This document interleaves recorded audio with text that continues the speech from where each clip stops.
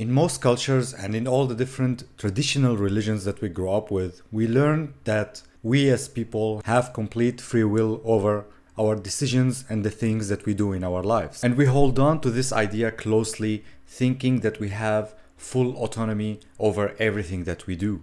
That the decision to do good things or bad things is completely on our own, and that we are fully responsible to that, and so are other people.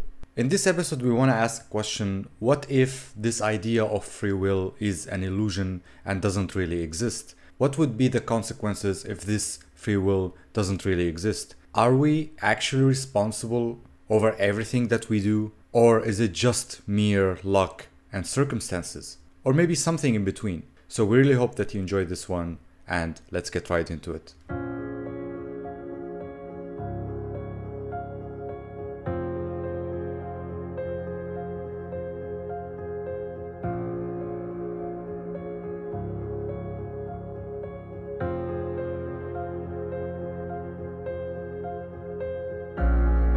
Since this is going to be a big philosophical topic and we're probably going to go all over the place and we're going to end up in many discussions, I think it's best that we start by establishing what free will actually is. And from there on, we can start getting into the next points that we're going to get into. The big points. The big points, exactly. How would you define free will? How would I define free will? I mean, I'm usually the one asking you how would you define something, but sure. Enough defining things for me. I'm done with this. Alright. We already had the argument about it. I ain't defining anything anymore. It's all yours. I think free will can be perceived in different ways, just like so many things. Since it's a philosophical thing, you can't really pinpoint to what free will is in your brain or anything like that scientifically. But the way I see free will is just that you have full autonomy over the things that you say and do in your life. Like, okay, I'm going to decide right now if I want to go left or if I want to go right. And this decision is completely my own. And there are no outside factors that are influencing this decision. So, this is what I think sums up what free will is. And this is where the question comes actually, that do we have this full autonomy over our decisions or not? So, does this free will actually exist or does it not? Here we go. The question is a bit complicated. I want to go back to a few episodes ago when I was talking about that life is not one-dimensional, not two-dimensional. And I think I said something between the lines of life being three-dimensional. But in order to, first of all, correct what I've said before, it's not that it's three-dimensional, life is multi-dimensional. I think it's three-dimensional from our own perspective. Exactly. But at the end of the day, I'm still a firm believer that life is multidimensional. Mhm. And mainly because of that, sort of a firm believer that you can't know anything for certain. Mhm. So I'm a believer, and again, believe is a doubt, that there is no such a thing as free will. Can I prove that free will does not exist? I cannot. But my reasoning for why free will does not exist, it's me and my way of thinking about a lot of things. I always look at things as equations. And what would you add to that equation to get to the end of it? Like what are the x's, what are the y's, what are the epsilons, so that you can get to the result that you want to get to. So the equation is multiple different things. The result is free will, whether we have it or not. Sure. And the more you look at that equation, the more I have looked into that equation, and I used to be, just for the record here, I used to be a firm believer that there's free will. And I always used to myself that this is my own decision, this is my life, this is this and that, you know what I mean? And then I started looking at the equation more and more. Started realizing there's too many factors. Starting with your past, your experience, your expectations for the future, the way you perceive reality. Your perception of reality is, of course, based on a lot of inner things that you've determined for yourself that are valuable. Whether they are valuable or not for you, that's a different matter. But that's the way you perceive reality to be. So we've got perception, we've got past, we've got future. And then you can add to that brain wiring, genetics, My favorite topic. in addition to what people would probably call wounds. Sure, trauma. You know, trauma, wounds from your past, whatever. It's just another way of defining experience in life. Sure. All of this influence your decision making, and free will is technically decision making. So that's the equation that I've got for free will. I've got past, future, perception equals or doesn't equal free will, and based on these factors that you cannot keep in mind. And even if you keep in mind and even look at them when you're making a decision, you're going to come to realize that this decision that you're making, you cannot be ever certain that the decision that you're making is actually your own decision and it's not influenced by anything else. It might seem that way when you are making the decision. Exactly. What influenced it? Because we like to lie to ourselves in a way that this is my own decision and I'm going to hold the consequences of it or whatever it's called, Because it's empowering. But I feel like the more you realize and the more you look at that equation, you realize that there is no such thing as free will. Because if you want to get into it a little bit more philosophically, you can always look at it like free will is decision making and there's no decisions to be made in the first place. Because life just flies. Life just happens. Life flows. You're not the one who decides what happens. You are just the one that's on the perceiving end of how life is happening. And this is why the question of free will exists or not is extremely related to the idea that not really the idea, just the fact that we like to have control over our lives. Definitely. And we already talked about this like a couple of episodes back about luck, circumstances, and how we don't have control about so many things, but we don't want to accept that. So us believing that we have free will means that we think or we want to have control over our lives. But there are a lot of factors in play, your equation, that determine these decisions, and most of them are outside of your control. You can't control your brain wiring. You can't control who your parents were. You can't control these external factors that are going to change you in a way, the traumas, even the positive experiences, and all the influences that you get from the people around you. And no matter what stage you are in your life, you're being influenced by everything, and thoughts are going to come to your head and you don't have control over your thoughts. You might think that you do, but you can't even know what you're going to think about 5 seconds in the future. You can't know that. I just went out a little bit spice to that. Don't forget that your brain also tricks you. The brain, it has this weird mechanism that it always tricks you into repeating patterns or predicting stuff or lying to you and making you feel like you're empowered or something like this. And that's also a huge part, even really underestimated part of the equation. And I feel like it tends to be forgotten. And people always talk about conquering your brain, conquering the soul or whatever. But the brain is still going to manage to. I'm going to add something else to that. And another perspective is that, for example, even that we have started in our self-improvement journey, we think that we were full autonomous on that decision, that, yeah, I'm really proud that I started this journey, that I didn't do so much in my life. I was slacking and everything. And then slowly I have built up all of these good habits and I've become a much better person. But hey, I'll tell you what, there are a lot of people who went through similar circumstances, but because of external factors, because of their brain wiring and things that happened outside of themselves, they didn't get exposed to podcasts and books and even the idea of self-improvement. And they continue to live their lives in the way they have always done. And I don't believe anymore that I had full control over this decision to start with self-improvement. I'm pretty sure that there are external things that happen at the right time, in the right moment, that I have initiated these changes. Remember that your decisions are influenced by what's about. We've talked about this.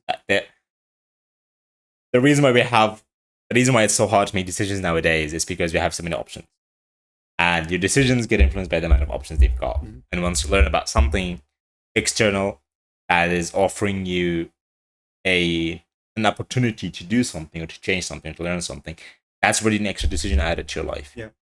And so technically, because it's available for us, or we have the luxury of being able to read books, listen to podcasts, and this and that, and think and ponder about life, that's when we start getting into self-improvement. And we kind of start to believe, or tell ourselves, or lie to ourselves for that matter, that it was our own decision that we did this. But it was influenced by an external factor that was determined by the course of humanity that started thousands of years ago, that somehow led to us today, living in this society, having internet, having time, having all of this. Oh yeah. And you look at it having just in a bigger way. Exactly, and then having the access to get to these things, and then suddenly somebody decided that they're gonna start writing books or pondering about life again thousands of years ago, and then people nowadays decided to build upon what that person talked about, and then somehow, some way, because of some algorithm that somebody wrote on this planet, you got access to the podcast,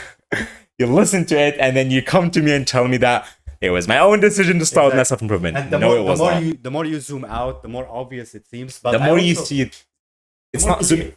I like to look at it actually in exactly the opposite way. It's not zooming out, it's zooming in. The more you look at the small details, the more you notice that there's small, tiny details in between that matter, that played a role, that change your path. By zooming out, I mean going back in time and looking at it more as a global, the whole world. You know what I mean? But even if you zoom in and look at the details, that maybe just another individual who went through the same circumstances that you, someone who came from Syria and came as a refugee to Germany, who maybe went through most of the things that we went through, but because of certain things outside of his being, like external events, he didn't manage to start with this self-improvement journey and changing oneself. Like, even if you look at it, you don't have to go back in time. You don't have to look at all of the bigger things. Even the small things show you that do we actually have this free will? So the reason why I'm saying that there is the possibility that the free will does exist is we're gonna have to take a step backwards. What are we? That's the first question. Where are we? What are we? Oh. What are we? How would you answer that question? Atoms. Okay. Take it a little bit. It's okay. You can zoom a little bit out from the smallest details. So I look at it like we're consciousness. Yeah. You want to call it spirit, you want to call it consciousness, you want to call it energy. I'm just going to go with consciousness. And consciousness, so as beings who has consciousness, our consciousness gets affected by a lot of external factors in life.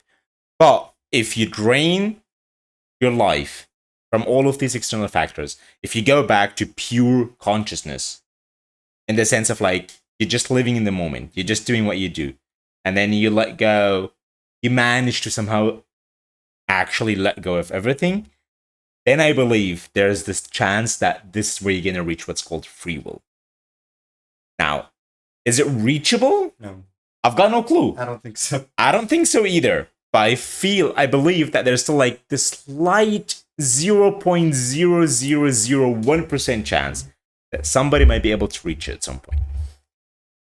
But for that to happen, you have to be, like I said, you have to get back to the very basics of being pure consciousness and strip yourself of everything. And then, even when you do that, I believe that when you have a choice to make, you won't make the choice in the first place. Don't get me wrong. Like I agree with you. Free will be, instead of making a choice, it would be I will let it happen to me instead. In the sense of like, do I go left or right? Mm-hmm. I don't think you would make the choice. It's not completely up to you. Just see how things unfold and just go with it. Like, you will decide on a wimp. And what is this wimp exactly? Like, not even this, but look at it like, it's a bit hard to explain. But say you want to change your life. and you've been trying to make decisions, and you've been trying to free willingly choose things. And then something happened, and you somehow became pure consciousness for a short period of time. And in that short period of time, you stopped making decisions. And you let things happen the way they happen. And then instead of making decisions, life start doing things. And then you start just riding along without making the choice of riding along. You become more passive. You know what I mean? Like, if you're not making decisions, it means that you're letting life happen to you. It means that you're letting go of Not necessarily. You're letting go of the control that's for that sure. you have over life. But I don't because the second that you start making decisions, and forcing decisions, maybe that's when you're holding onto your control of life.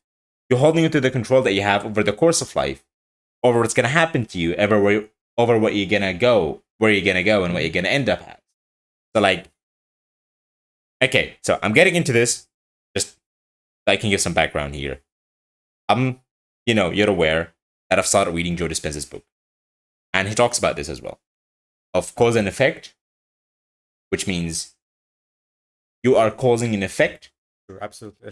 Because everything leads to something. Everything is... And he's looking at it from the Newton physics, the old-fashioned physics, and the new quantum field of physics. Sure. And instead of causing an effect so you can get a result, effect and result, he looks at it, he's trying to explain it in the sense of, like, there is no mind, there is no matter. And mind and matter are the same. And that you're not causing an effect. You're not causing an effect so you get something out of it. But you're letting life unfold to you in its own ways. And you're just going with what unfolds to you. But I do think that letting go in itself is a decision as well. I think you can't go around making decisions. I think that the time we decide to stop letting go, that's when we'll start making decisions. And that's when we'll start holding to a lot of things, clinging to a lot of things. In the sense of, like, when you're a child, you don't make decisions.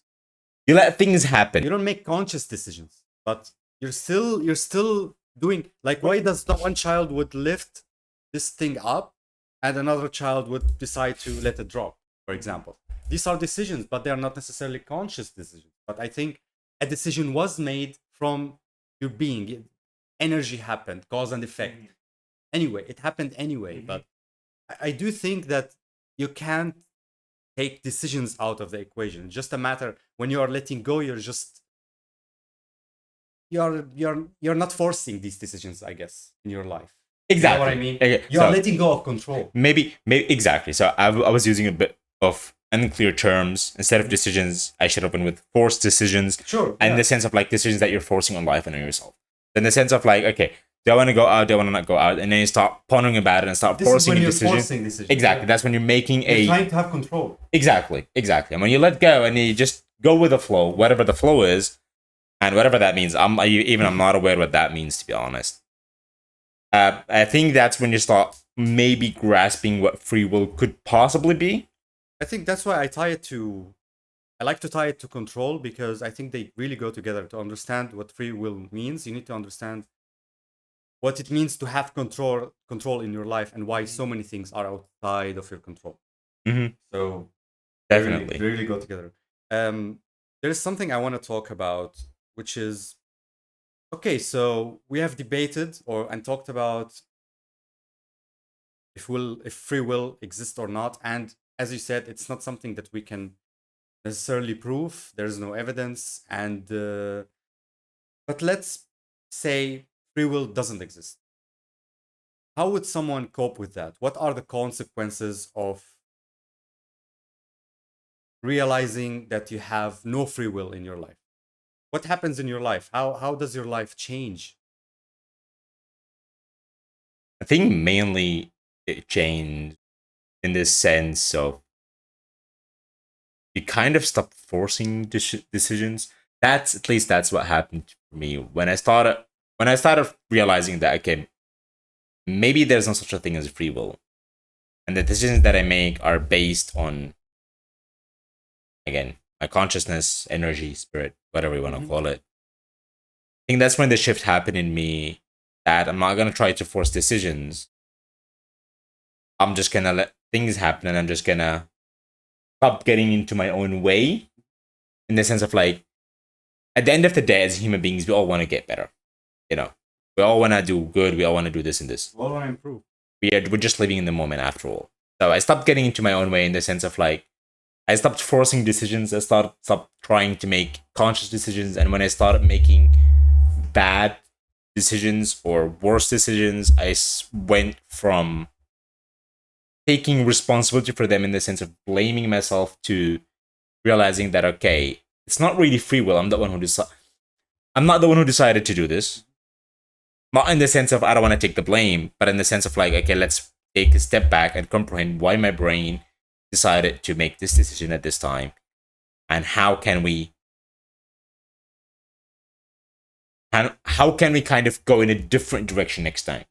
Because it's a decision that was made based on the past experiences and the future expectations. So how can I rid the decision of this specific instance from these things and let it be just a purely made decision? Sure. So I guess realizing that you don't have free will is sort of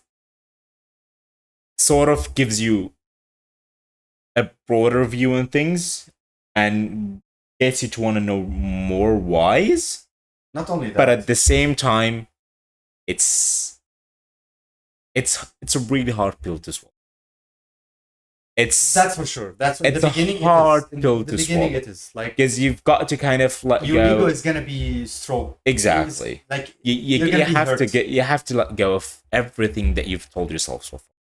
All the dreams, all the blah blah things that you've promised yourself based on your free will decision. But I think there is a reason why our ego gets hurt when we realize or think that free will doesn't exist. It's because we've built our own ego upon the fact that this is our own free decision that we've made to go into this life. Focus on the word free, because we think that if we have free will, then we are more free. Mm-hmm. But what I like to talk about, which is another angle to the things that you said, is that realizing that you have no free will is actually more freeing in your life.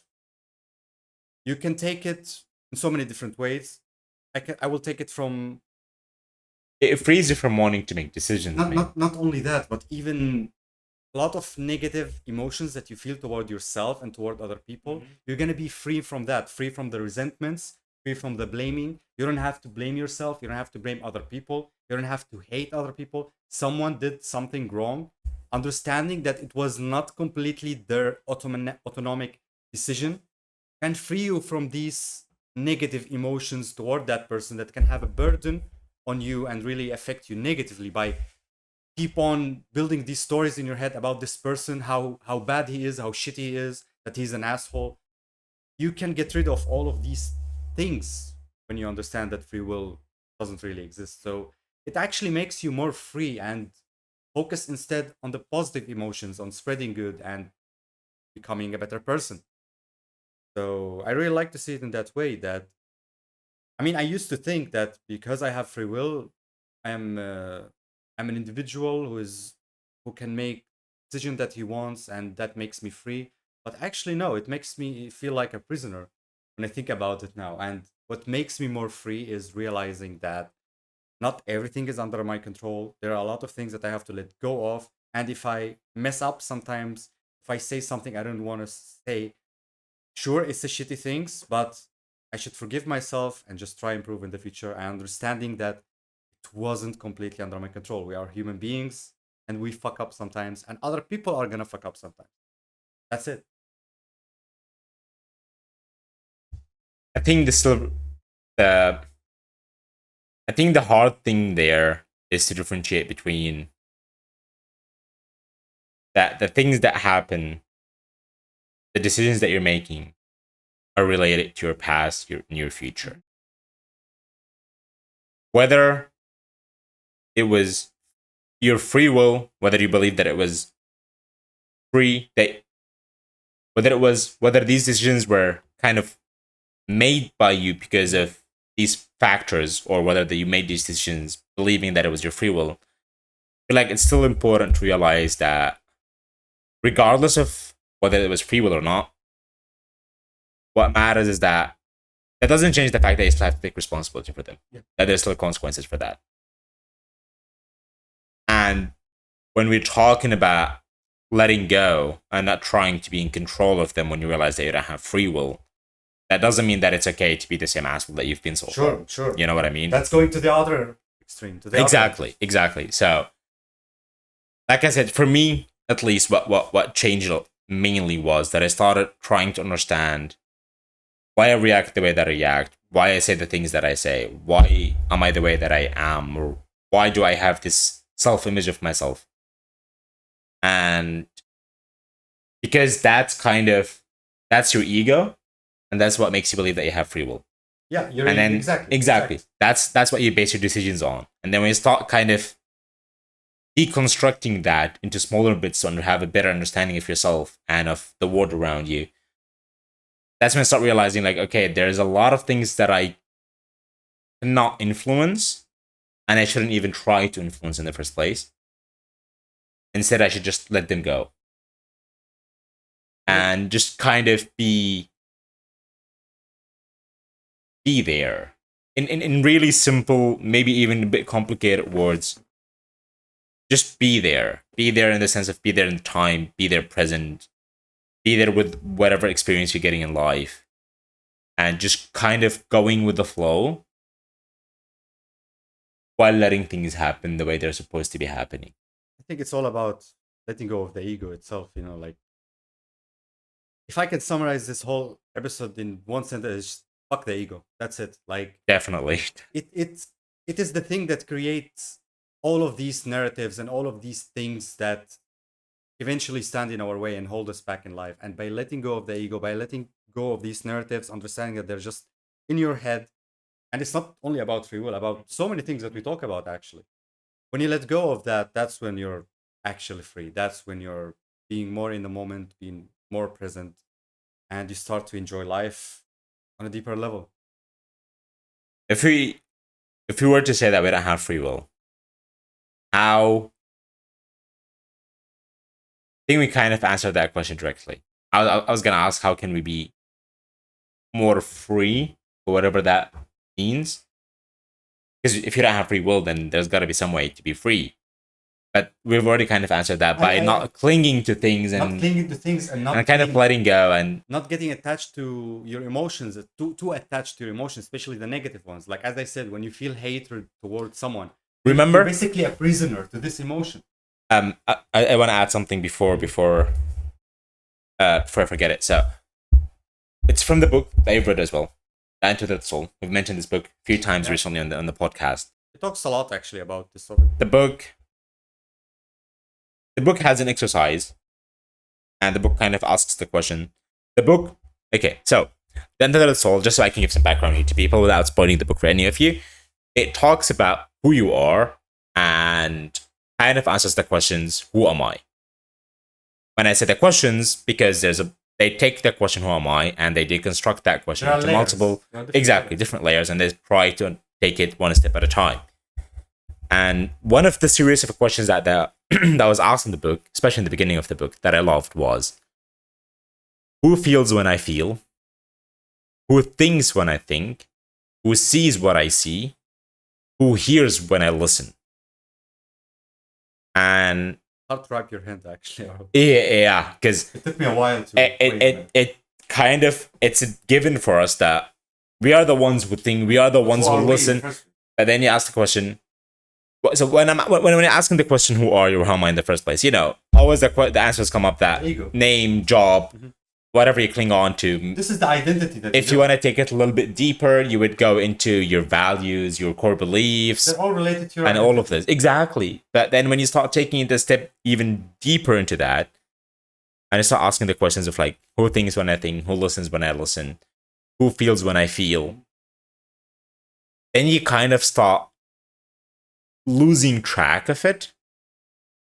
It's sort of like maybe one of the first steps in order to kill your ego, because you realize that the person that thinks when I'm thinking, the person that hears when I hear, is just my consciousness, not who I believe I am to be. And which is why when I was talking about us being conscious beings and we're influenced by everything that's happening around us, whether we want to admit that or not, we are that kind of people.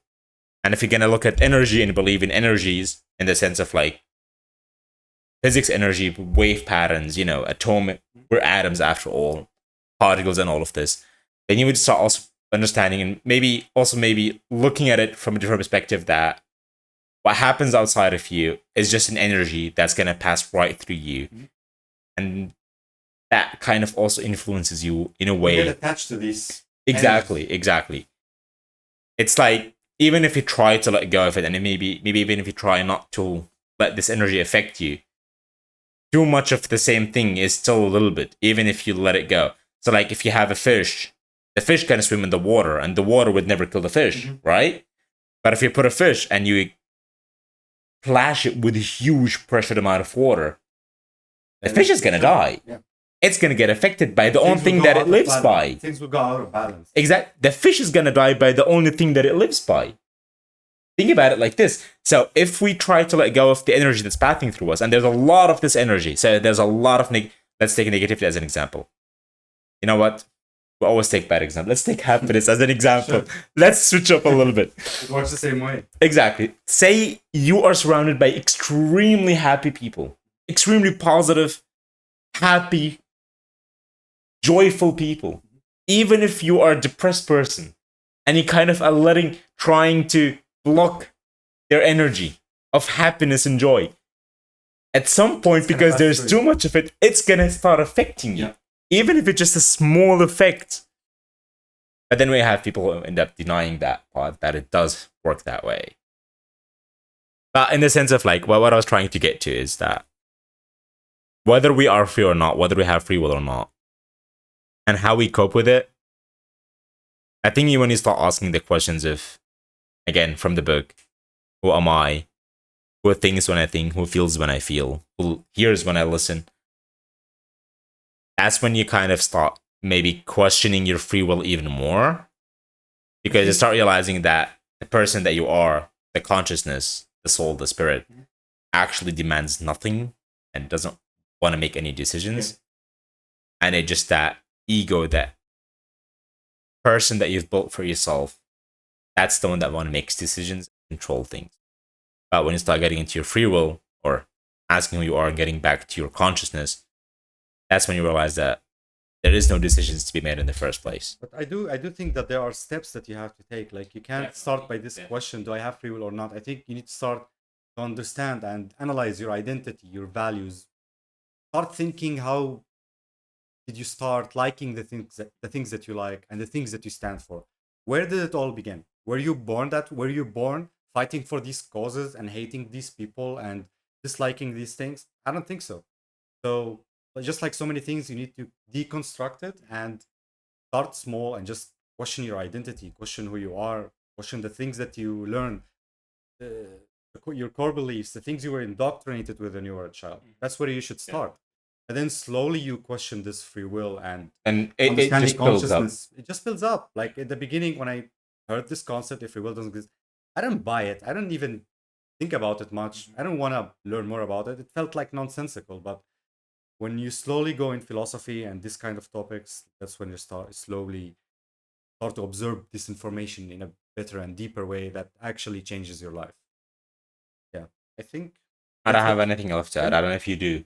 Not really. I think we covered everything, and yeah, maybe in a future episode we can talk about identity, which is, like going more in details about questioning who you are. That's an idea for another episode. But for this one, that's it. Thank you so much for watching, and we'll see you in the next one.